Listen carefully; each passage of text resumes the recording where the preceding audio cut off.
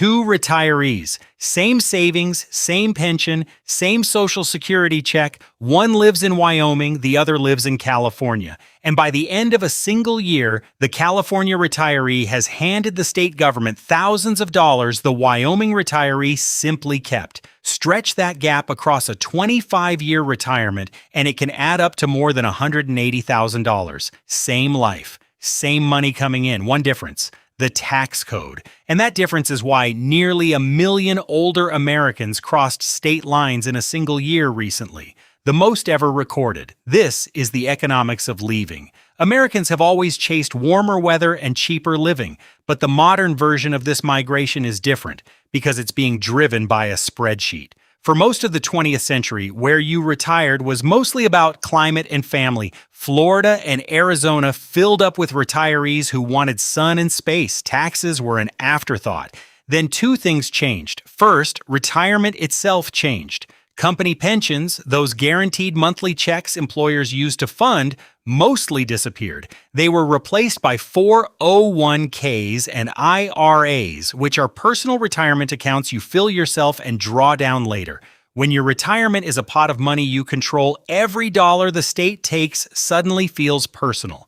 Second, states figured out that retirees are a prize. A retired couple with savings brings spending, home buying, and tax revenue, and they don't need schools or job programs. So states started competing for them. Some dropped their tax on Social Security. Some killed their estate tax, the tax on money you leave behind when you die. A few advertised themselves openly as places where the government leaves your retirement alone. And on the other side, a handful of states kept taxing income at some of the highest rates in the country. California's top rate reaches 13.3%. New York's climbs past 10%. For a working family in a big city, that's the price of a big paycheck. But for a retiree living off savings, it can feel like paying rent to a place you no longer work. So what does a high-tax state actually cost someone who stopped working? To see it clearly, you have to separate a few things that usually get blurred together. Start with income tax.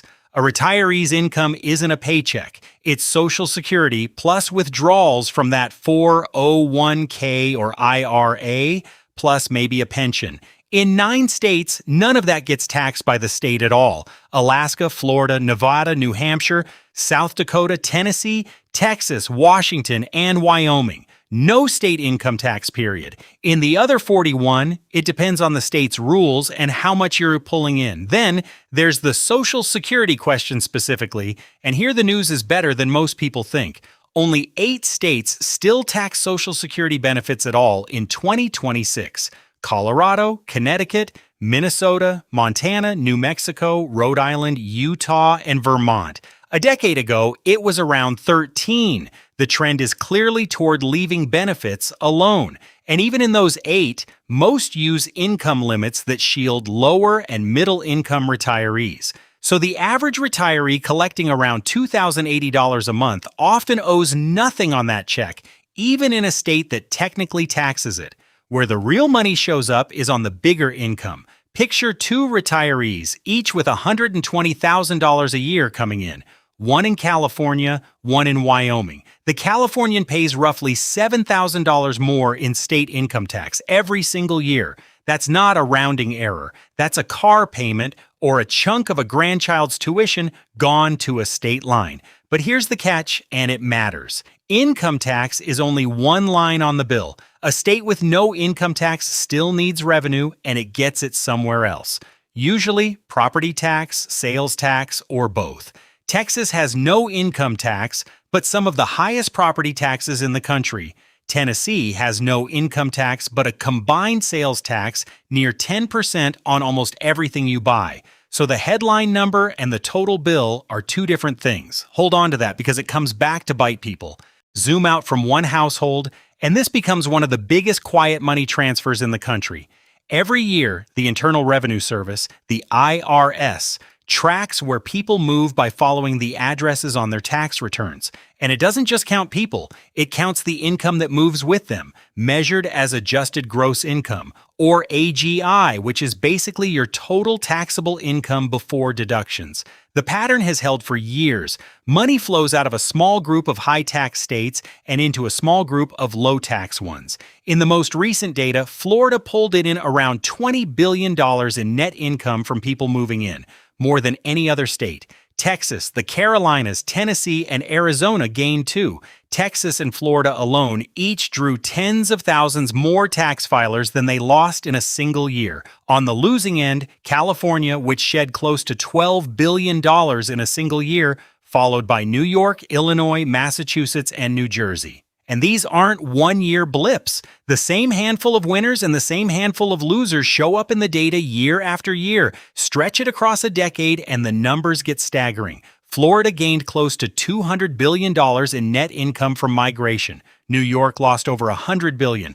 California lost around $100. Illinois, more than $60. Now here's the part that turns this from a tax story into an economic story. The people who move aren't a random sample. They're older and wealthier than average.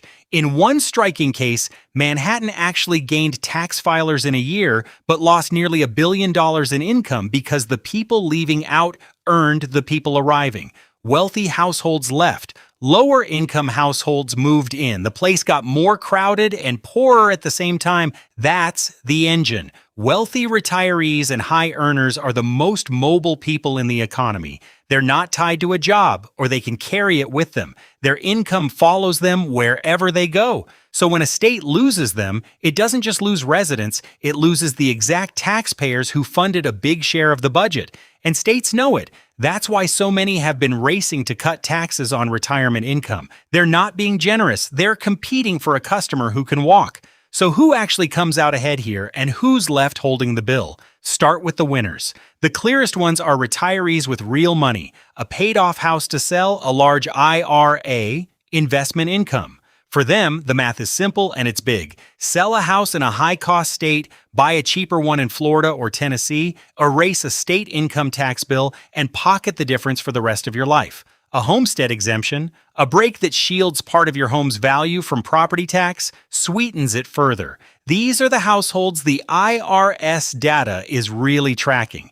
But not everyone gets to make that move. And this is the part the headlines skip. Moving costs money up front. The sale, the purchase, the movers, the closing costs. It only pays off if you've got significant income being taxed in the first place. A retiree living almost entirely on Social Security doesn't have a big state tax bill to escape because most states already don't touch that check. For them, uprooting a whole life to dodge a tax they barely pay makes no sense. So the tax exodus is, quietly, a wealthy person's move. Then there's who pays for the states left behind. When high earners leave New York or Illinois, the budget hole doesn't vanish. It gets filled by the people who stay, often through higher taxes, thinner services, or both. The retiree who can't afford to move or won't leave their grandchildren ends up in a state with a shrinking tax base and rising pressure on whatever's left. They didn't make the choice. They just help cover its cost. And there's a second bill, harder to see, the unpaid one. Families who stay near aging parents provide care worth real money. Driving to appointments, managing medications, simply showing up. When a retiree moves 1,000 miles for a lower tax rate, that support network doesn't come along in the moving truck. The savings on the tax return can quietly reappear as a cost somewhere else. Paid help, plane tickets, or a second move a few years down the road. Here's where the clean spreadsheet starts to get messy. The first hidden cost is the one that's blown up the whole calculation lately: insurance. Florida is still the top destination for people leaving high-tax states, but it's also become the most expensive state in the country to insure a home, with average premiums running around $9,400 a year. That's the price of years of hurricanes and soaring rebuilding costs. For some retirees, a climbing insurance bill has swallowed the entire income tax savings that drew them there in the first place. Then there's property tax. Remember, a no-income tax state gets its money somewhere.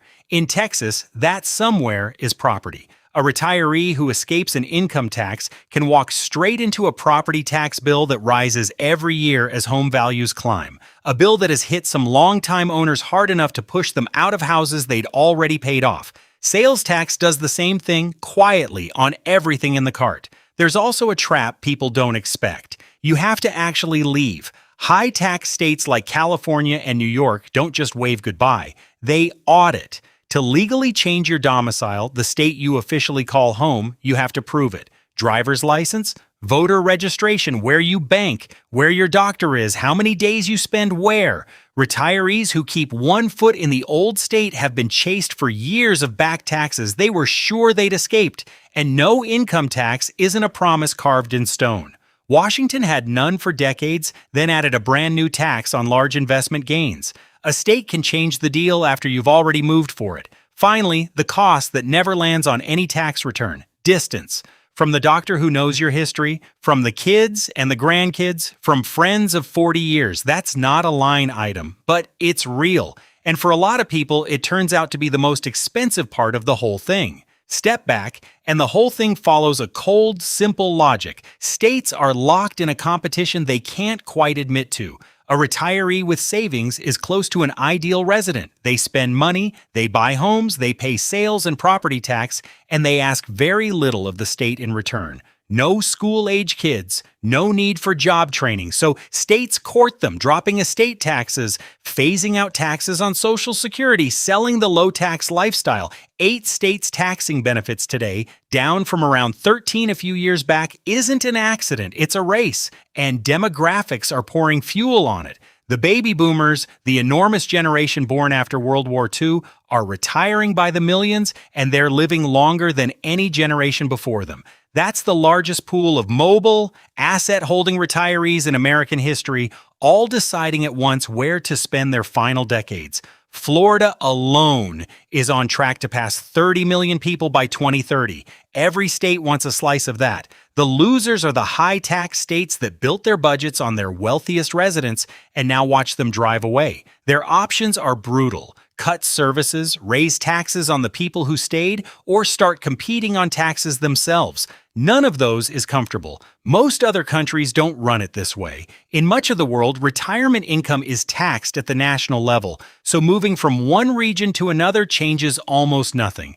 America's system of 50 separate tax codes is exactly what turns a moving van into a financial strategy. It rewards the people who can pack up, and it quietly bills the places and the neighbors they leave behind. So does leaving a high-tax state actually pay off? Honestly, it depends on who's asking. For a wealthy retiree with a large income and a house to sell, the savings are real and they compound for decades. The IRS data isn't lying. The money is moving, and it's moving for a reason.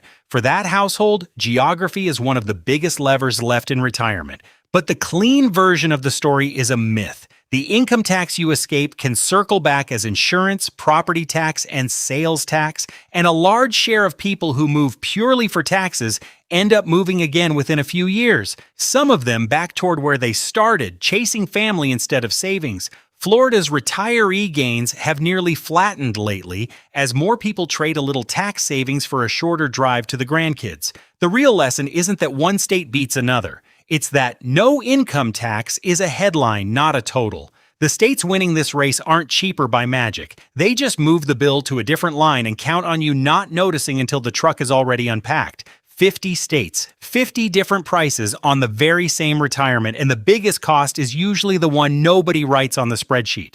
If this breakdown helped you see where the money really goes, take a second to like the video and subscribe. It genuinely helps more people find these.